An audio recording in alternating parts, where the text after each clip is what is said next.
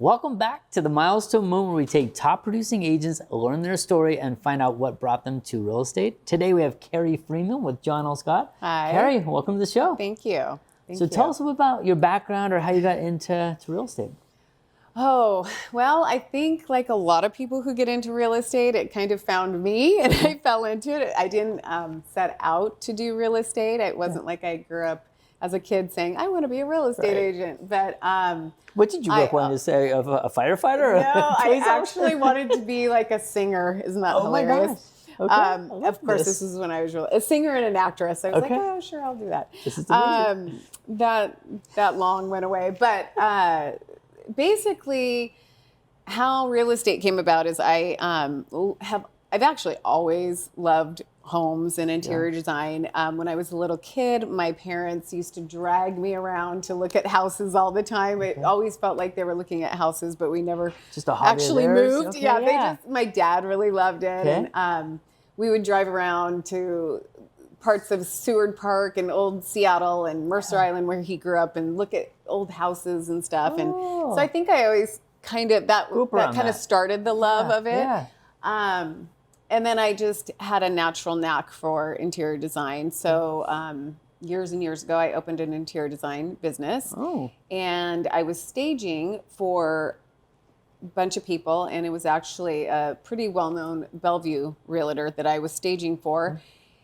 And I remember one day, I was just having kind of a bad day. It was just one of those hectic days because staging can be very, very stressful. It's like moving every day, which is like the most stressful thing. Yeah, just, if somebody doesn't like something. And I remember looking at what he was doing thinking, I can do that.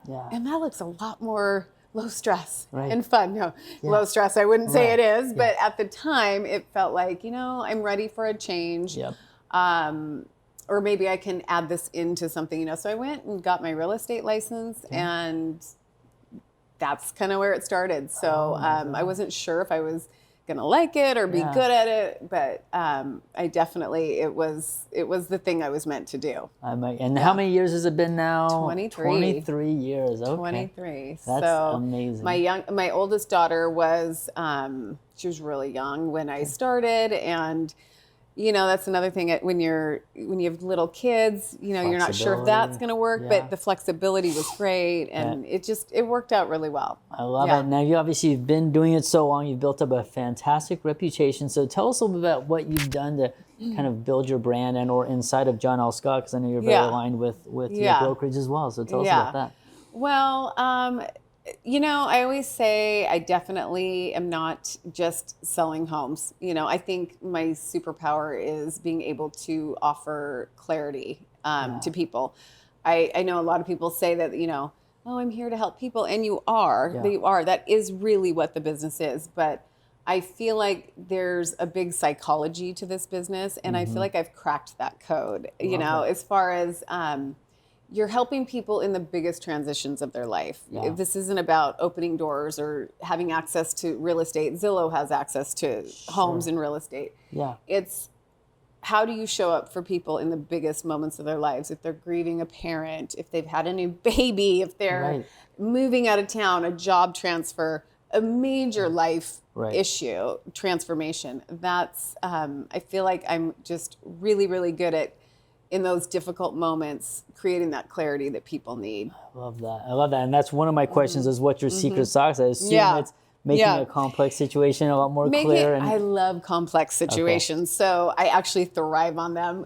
Weird houses, weird situations, the ones that you just scratch your head and you go, how am I going to do this? Carrie will figure this out. I just had one this week that it's one of those where everybody's like, I don't think we're going to close and we've got a well issue. And, and I didn't know much about this particular issue that was happening, but I love digging into it, figuring it out, and not taking that stress to my client until I have the solution. I love this. Which in my younger years and when you're first starting out, that can be really overwhelming and daunting, and you don't necessarily know what to do. And I think, the experience of 23 years and many, many transactions, I've learned how to do that very successfully, but I do love the complicated ones. That is amazing. And I mean, we probably thrive on that as well, because that's where your expertise shows and that's where you're able to kind of really, obviously help solve a problem for a client, which is huge. Yeah, because, the client,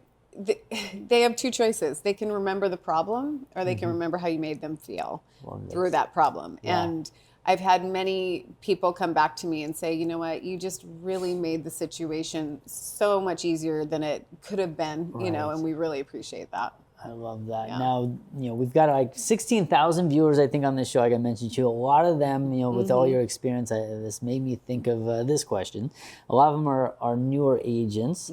What advice would you give in this current environment, or just in general, for a newer agent out there just trying to figure it out? There's so much noise out there with social media, AI, everything. It can be daunting, even for an experienced agent. You can lose yourself in the noise. But I would say to stop trying to sell homes and really try to create relationships. I still believe this is a relationship-driven business. Yeah.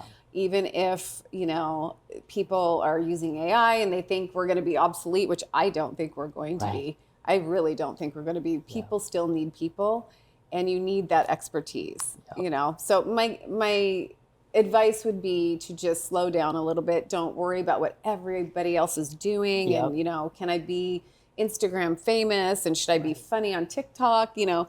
Really focus on the people and the situation and honing your craft, because this is a craft, and it is something you need to really have experience in, and now more than ever that's showing up. You can't just stick a yard sign out there and expect the house to sell. 100%. And I agree with you too, in that obviously the fundamentals, relationships, getting in front of people, all the stuff that we know is tried and true is what works out there. And it seems like one of the last interview I was on too, there's such a pushback right now on AI with like, oh my gosh, that's AI flyer. And a lot of people are so averse to it at the moment. Yeah. So I think you're absolutely right. Ironically, a lot of younger people are. So I have a 27-year-old, and she is constantly like, don't use AI. It's ruining our environment. It's, this, all these things. And I think there's a lot of people that are actually more conscious about it, that they're like, it's not the best thing. Yes, it's going to be helpful, and it can help a lot of things, and it is very useful. But my advice to a young agent, do not rely on AI. Right. It's not always right either. You have to really It just wants to agree with you all the time, right? I'm the smartest very person agreeable. According to my AI friend, I'm like amazing. I'm the best thing that ever happened. Yeah, exactly. So the premise of our show, the milestone moment, it's when it all like either clicked for you in real estate, or maybe you have a couple of moments when you knew real estate was for you. I know you mentioned the open house with your Bellevue agent. Was that your moment, or was there another moment? No, that wasn't my moment. That was the moment I decided I wanted to switch gears and do something a little different. I actually, for quite a while in real estate, I think I didn't find my way completely. I was good, and I had a decent career. Yeah. I went through the crash of 2008, all of that stuff. I've been around for a long time. And during that time, I ended up working for a home builder, a new construction home builder. And I guess what you would say is took kind of the safe route. Yeah. I had 2 kids, small kids. Step back, some stability. Needed, so you're like, hey, I might need some medical. Right. I might need some consistency. A 401k, you know? Right. Yeah. So some consistency. Yeah. So I did that for a while, and kind of just got comfortable doing that. I still was building my real estate career, but this is a career you can't do part-time. Yeah. You have to go all in, or don't do it at all. Right. And the builder ended up selling to a national, and I could have stayed and had probably a decent career and done okay, but I decided I wanted my girls to see what it looked like to have courage to follow your dreams and do something different and take that leap of faith. So I didn't quite know if I was felt like I could do it, so I went to my 2 best friends and sat down with them and kind of talked to them, and they were like, of course you can do this. You have everything you need to do this. You're good. You know what you're talking about. You're good with people. So I jumped, and I quit that job and just decided, it was about 2016, 15, 16, I decided I was going to 100% no safety net, do real Burn the estate. ships, going for it. I love Go for this. it. Yeah. And that really was my turning point, because I had no safety net. I had no plan B. Yeah.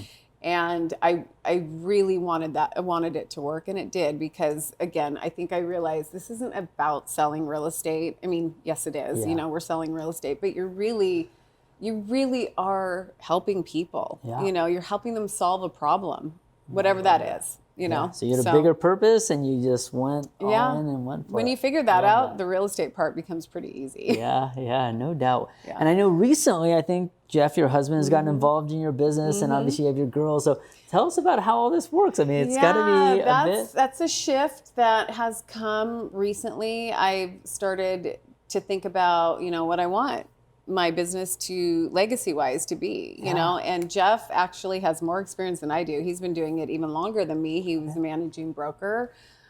He is a managing broker, but he ran several offices. That's actually how I met him years ago. And he worked a lot of new construction and, did a whole separate side of it as well.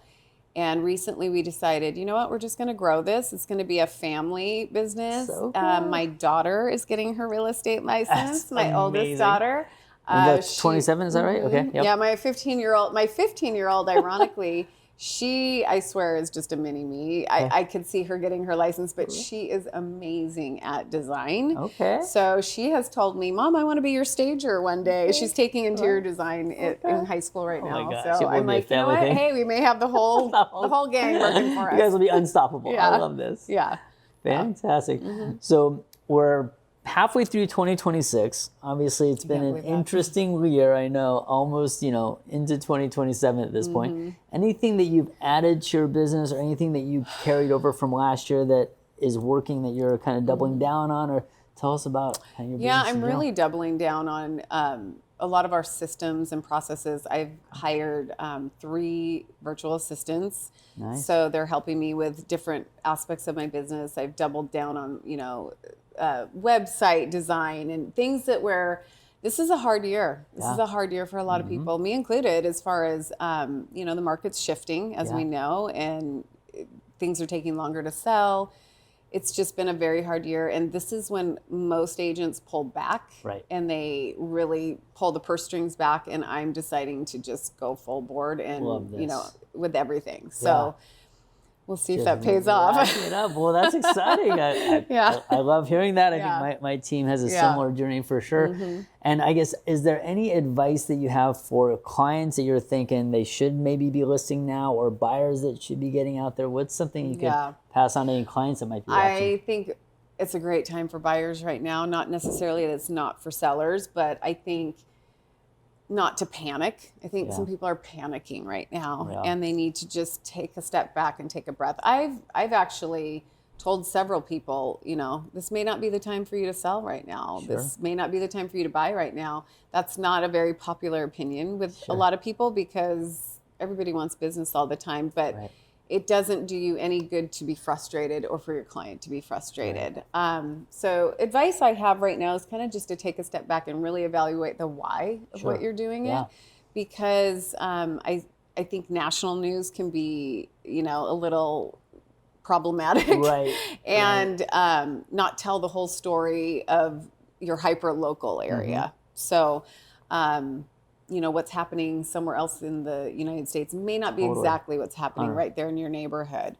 So I just try to, I have a buyer consultation and a seller consultation with all my clients, and I just try to figure out the why of what they're doing, and if this really makes sense for them at this time. I love that. Yeah, I think you advocating for clients in that way is going to just be the genuine person that you are, and continue to kind of make your business successful. Exactly. Obviously, if somebody's getting relocated or something, they have to do that. But there's a lot of situations where it just might not be the right time, and you have to be willing to lose that sale at that time, because it's not just a sale. It's a person, it's their life, it's their, their money, and, so you have to advocate for them. Love that.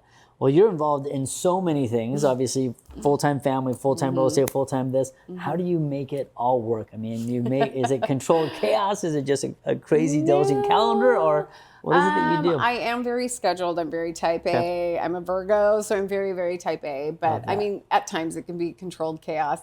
But having my husband there to help, he's amazing. He picks up a lot of the slack, as also with like our 15-year-old, and taking her, picking her up, taking her,